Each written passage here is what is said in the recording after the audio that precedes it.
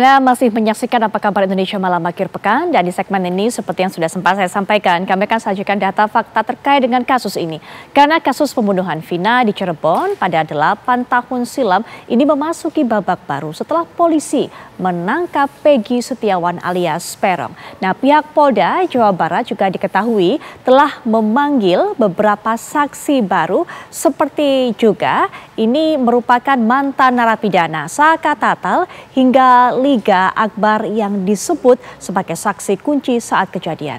Saka Tatal ini kita lihat bersama siapa saja saksi-saksi baru yang dipanggil kembali oleh pihak kepolisian. Ada Saka Tatal, ada Robi Setiawan yang juga merupakan adik dari Peggy Setiawan, ada Yadi yang juga merupakan rekan dari Peggy, dan ada Liga Akbar, rekan ataupun juga teman dari almarhumah Eki yang pada saat itu pada tahun 2016, artinya 8 tahun lalu, menyebutkan bahwa ia pergi bersama Eki, kemudian juga tahu apa yang dialami Eki pada saat itu. Nah, ini adalah 4 nama yang dipanggil kembali oleh pihak kepolisian. Kita akan lihat yang pertama, Saka Tatal. Saka ini adalah mantan terpidana, mendapatkan hukuman 8 tahun 3 bulan, namun bebas April 2020 setelah menjalani masa hukuman 3 tahun 8 bulan. Nah, pada 4 Juni 2024 ia diperiksa kembali perihal penangkapan Peggy Setiawan, karena memang pada saat ia sudah bebas, kasus ini kembali mencuat. Ia bersuara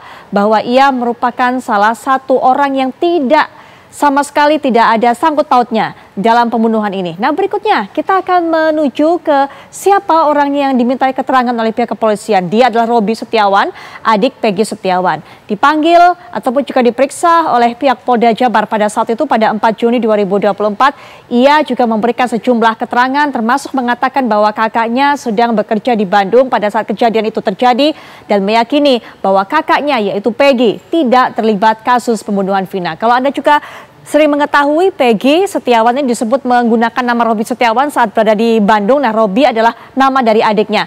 Lalu siapa yang juga memberikan keterangan yang meringankan Peggy Setiawan? Nama berikutnya adalah Yadi yang merupakan teman kerja Peggy Setiawan. Nah, Yadi ini mengetahui keberadaan Peggy saat kejadian, dan ia juga diperiksa bersamaan saat itu dengan Saka Tatal, dengan Robi Setiawan, diperiksa pada 4 Juni lalu.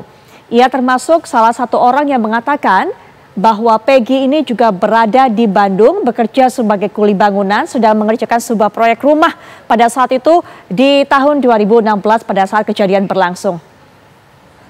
Baik pemirsa, film kasus pembunuhan Vina yang diangkat dari kisah nyata ini mulai menimbulkan beragam pro dan kontra di tengah publik. Nah, beberapa adegan dan juga tokoh dalam film ini kita akan saksikan bersama. Ini memang diragukan setelah adanya pengakuan Linda yang diperankan sebagai karakter sahabat dari Vina. Kita akan lihat, inilah dia.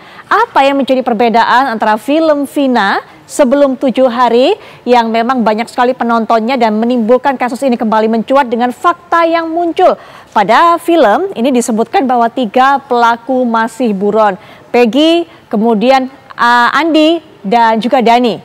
Nah, bagaimana kemudian fakta yang saat ini muncul, fakta terbarunya, pihak kepolisian sudah menangkap Peggy, kemudian juga sudah melakukan rilis pada 26 Mei lalu, hari Minggu. Foto ini adalah foto saat rilis yang Anda saksikan.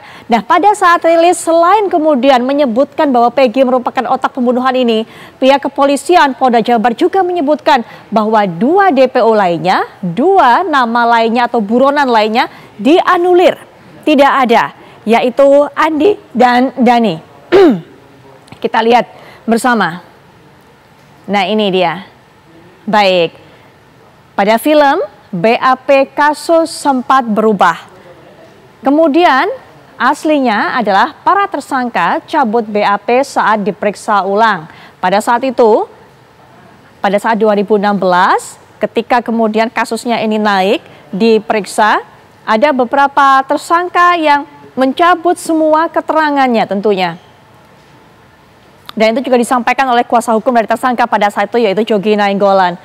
Ada perbedaan apa lagi antara film Vina sebelum 7 hari dengan fakta yang muncul saat ini? Pada film disebutkan Linda ini adalah sahabat dekat Vina. Linda ini digambarkan sebagai sosok yang kerasukan arwah Vina yang menyebutkan beragam keterangan termasuk juga menyebutkan bagaimana Peggy ini, apa hubungannya dengan almarhumah Vina. Nah, kemudian Linda ini mendapatkan panggilan dari pihak kepolisian, diminta keterangannya.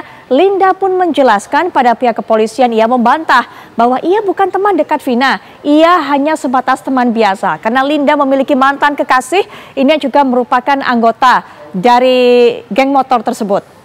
Pada film, Linda sering bermain bersama dengan Vina. Itu yang digambarkan dalam adegan film Vina sebelum 7 hari. Aslinya, Linda sejak 6 bulan sebelum peristiwa sudah tidak berkomunikasi dengan Vina. Linda dan Vina dan almarhum Eki hanya nongkrong-nongkrong biasa atau teman nongkrong biasa. Kemudian juga pada film Linda terlibat dalam peristiwa pembunuhan Vina. Itu yang digambarkan dalam adegan di film Vina sebelum 7 hari. Sedangkan menurut pengakuan Linda saat disampaikan keterangannya kepada pihak kepolisian beberapa waktu lalu, Linda mengaku saat kejadian ia berada di rumah sehingga tidak mengetahui kejadian itu terjadi. Baik, kami masih memiliki tentunya rangkaian kabar-kabar menarik lainnya, termasuk juga data fakta terkait dengan kasus ini. Tapi tentunya setelah jeda berikut ini, Apa Kabar Indonesia Malam akan segera kembali. Pemirsa, sejumlah saksi kunci bermunculan dalam pengungkapan kasus pembunuhan Vina dan Eki di Cirebon. Saksi yang bermunculan ini membongkar kronologi hingga keterlibatan para pelaku pada 8 tahun silam. Nah, berikut kita akan menampilkan 3 orang saksi kunci yang sebelumnya mengatakan bahwa mengetahui apa yang terjadi pada saat itu. Yang pertama adalah Mel-Mel, kemudian juga Aep, dan ini adalah Suroto. Kita akan melihat terlebih dahulu siapakah sosok dari Mel-Mel ini. Kita akan bedah satu persatu. Nah, inilah dia Mel-Mel. Ini mengatakan melihat peristiwa pengeroyokan Eki dan Vina pada saat itu di malam kejadian 2016 silam. Kemudian Aep ini mengaku mengingat wajah dan motor para pelaku jarak 100 meter. Pada saat kejadian Aep mengaku berada di tempat cucian mobil yang letaknya memang tidak jauh dengan SMP 11, tempat di mana rombongan motor tersebut lewat ataupun juga motor yang ditumpangi oleh Eki dan Vina. Aep bahkan juga memberikan keterangan kepada ayah Eki mengenai apa yang terjadi pada malam hari itu dan siapa yang melakukan penganiayaan terhadap Eki dan Vina. Itu yang dikatakan Aep. Tapi pada dulu 2016 ia tidak memberikan keterangan pada pihak kepolisian maupun di persidangan. Berikutnya ada satu sosok lainnya yang juga penting keterangannya, kesaksiannya, yaitu Suroto. Suroto ini atau Pak Suroto ini ikut mengevakuasi korban Vina dan Eki saat tergeletak di flyover Talun atau jembatan layang Talun.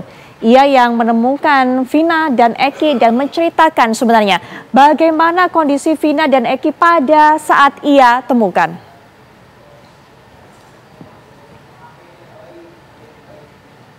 Ya, pada saat kejadian, Aep ini mengaku melihat Peggy dan pelaku lainnya melempari motor Eki dan Vina.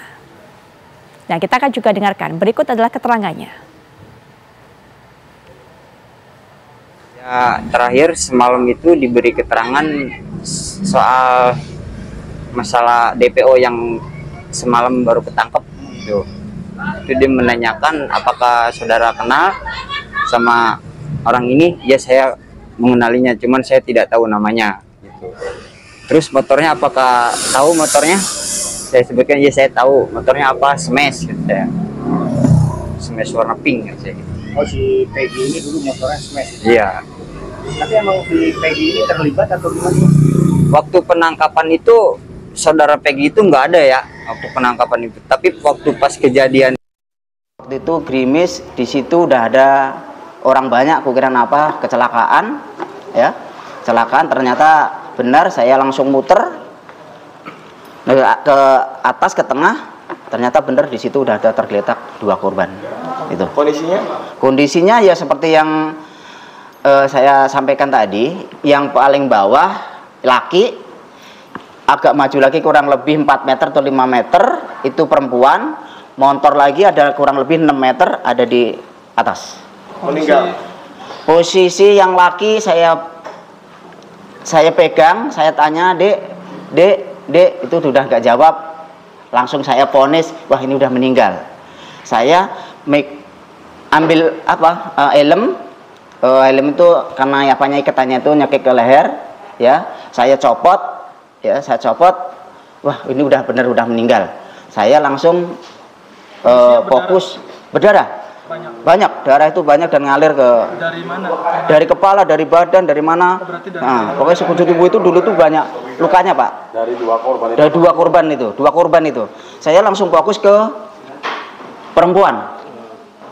Karena dia minta tolong tuh. Iya dek, aku bilang sabar ya, mobilnya lagi meluncur ke sini, nanti dibawa ke rumah sakit, no. Iya tolong. Gak lama kemudian mobil itu datang. Baru kita evakuasi ke. Itulah keterangan yang disampaikan baik oleh Aep dan juga Bapak Suroto mengenai apa yang ia lihat dan alami pada saat malam kejadian. Berikutnya pemirsa, Peggy Setiawan yang disebut-sebut sebagai otak pembunuhan Vina dan Eki ini juga sempat membela diri dan mengelak bahwa dirinya bukanlah pembunuh Vina dan Eki. Satu persatu muncul orang-orang yang menyebut bahwa Peggy ini memang tidak melakukan perbuatan tersebut. Nah, kita akan lihat bersama. Saksi berkisah tentang Peggy. Ada Suharono, ada Suparman, ada Ibnu, Rudi Irawan, Kartini Luciana, dan juga Saka Tatal. Kita akan melihat dulu. Ada 6 orang yang kami sajikan ke hadapan Anda. Apa yang disampaikan mereka? Kita akan awali terlebih dahulu dengan Suharsono alias Bondol, teman kerja Peggy Setiawan, diperiksa sebagai saksi 31 Mei. Apa yang dikatakan Suharsono atau Bondol? Nah, Suharsono ini mengatakan bahwa pada saat kejadian Peggy memang berada di Bandung, bahkan pada hari itu Peggy mengantarnya pergi menuju ke Cirebon. Karena Suharsono merupakan teman kerja sesama kuli bangunan di Bandung dan ingin pulang kampung ke kampung halamannya ataupun juga Cirebon. Berikutnya Suparman alias Parman. Ini juga merupakan teman kerja dari Peggy Setiawan dan sama juga dipanggil pada 31 Mei. Ia juga merupakan teman kerja yang bekerja bersama dengan Peggy di Bandung pada saat itu. Bagaimana dengan Ibnu alias Inu? Ini juga merupakan teman dari Peggy yang juga diperiksa tentunya. Ini pada 31 Mei 2024. Beberapa orang yang kita lihat tadi ini sama-sama teman kerja, teman di satu tempat kerja pada saat itu membangun rumah yang menjadi proyek dikerjakan oleh mereka. Kita akan lihat kembali siapa yang akan kita dengarkan tentunya pernyataannya. Kami bawa Anda terlebih dahulu. Apa yang diterangkan Suharsono alias Bondol untuk bisa meyakinkan tentunya para penyidik bahwa pada saat hari kejadian, malam kejadian, Peggy tidak sedang berada di lokasi. Ini dia. Namanya ke rumahnya Pak Aceng. Saya di sana cuma 1 minggu. Pas gajian tanggal 27 Agustus 2016, saya pulang nggak peka. Saya ngomong sama Peggy, Arman, Ibnu sama Robi. Sampai udah angkot datang, saya naik, yang nganter Robi, Ibnu sama si Peggy. Tanggal berapa kan? Tanggal 27 Agustus. Tahun 2016. Jamnya? Sekitar jam 8 saya naik angkot. Yakin Pak? Yakin nggak bersalah ya? Yakinnya seperti apa? Ya, artinya pas kejadian itu ada sama saya. Tidur bareng katanya sekamar. Iya, paginya ada Pak, paginya ada. Oh, tanggal 27 ada di sana, 28 juga di sana. Bukan hanya teman-teman ataupun juga rekan kerja yang memberikan keterangan yang meringankan Peggy. Tapi kita juga akan melihat bagaimana keterangan dari ayah Peggy yang juga menyebutkan dan juga menjelaskan apa yang dikerjakan oleh anaknya pada saat hari kejadian ini berlangsung. Inilah dia Rudi Irawan, ayah kandung Peggy Setiawan. Rudi ini juga menyewa kontrakan yang pada saat itu juga digeledah ataupun juga sempat digeledah diperiksa oleh pihak kepolisian. Nah, pemilik kontrakan pada itu sempat mengatakan bahwa ketika Rudi membawa Peggy ini untuk juga tinggal di sana, mengatakan bahwa itu adalah ponakannya, bukan anaknya. Berikutnya, siapa juga anggota keluarga dari Peggy yang diberikan kesempatan untuk memberikan keterangan untuk meringankan Peggy, yaitu Kartini selaku ibu kandung Peggy Setiawan. Diperiksa sebagai saksi, Kartini bercerita bahwa rumahnya ini di Cirebon pada saat beberapa hari setelah kejadian berlangsung sempat juga dilakukan penggeledahan oleh pihak kepolisian. Motornya juga sempat diamankan, tapi setelah itu tidak ada panggilan yang ia dapatkan dari pihak kepolisian. Ada adik Peggy Setiawan juga menjadi anggota keluarga berikutnya yang dipanggil oleh pihak kepolisian. Namanya adalah Luciana. Baik. Nah, bukan hanya rekan kerja ataupun keluarga, tapi juga tentunya Saka Tatal yang diberikan pertanyaan, apakah Anda mengenal Peggy? Nah, inilah dia. Saka Tatal mantan terpidana, perannya pada saat itu adalah disebutkan melempar batu, ikut mengejar korban, memukul wajah Eki. Tapi ketika Saka Tatal ditanyakan apakah mengenal Peggy yang saat ini ditangkap oleh kepolisian, Saka Tatal mengaku bahwa ia tidak mengenal.